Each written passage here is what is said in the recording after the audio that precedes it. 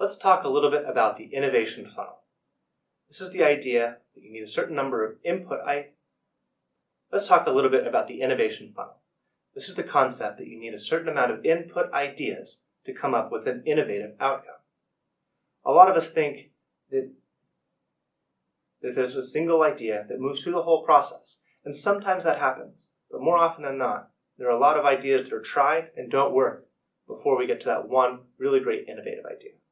So some research has been done on this and indicates that you need about 3,000 raw ideas from the front end that then get winnowed down. That's our divergent thinking.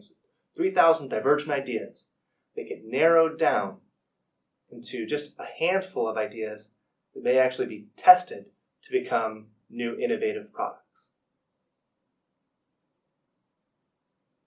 So research indicates that out of the 3,000 raw ideas, maybe 300 are selected to move forward. Of those, 125 might get more scrutiny, and only 4 of those 125 will become projects to actually take an idea from conception all the way through execution. And of those 4 ideas, only 2 will actually be brought to the market. And of those 2, more often than not, only 1 is successful. So we start with a pool of 3,000 ideas, and we end up with 1 idea. We start with a pool of 3,000 input ideas and end up with a single innovative idea on the other side.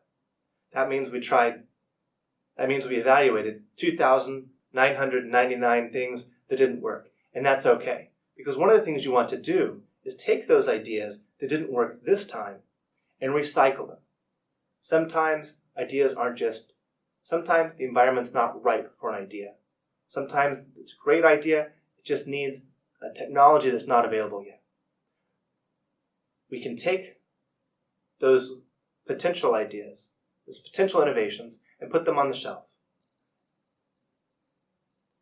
And then we take those potential ideas, put them on a shelf, and bring them back the next time we face this problem. The innovation funnel doesn't have to take a long time.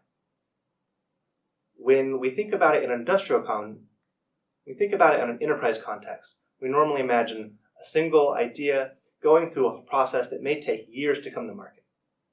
But you can actually do this much more quickly. And that's one of the ideas behind agile or design thinking. That you can have many ideas, but through rapid iteration, you could winnow your 3,000 ideas into one successful innovation in just a single afternoon. And there's a huge amount of power in that. There's a story about Amazon.com that they change their website between 500 and 1,000 times a day. They do small incremental changes to see how people react. The accumulation of those changes keeps Amazon.com a highly innovative and creative place. If they were to do a single process where they had to wait 1.5 years before they could make a single change on their website, they would be dead in the water and taken over by another company.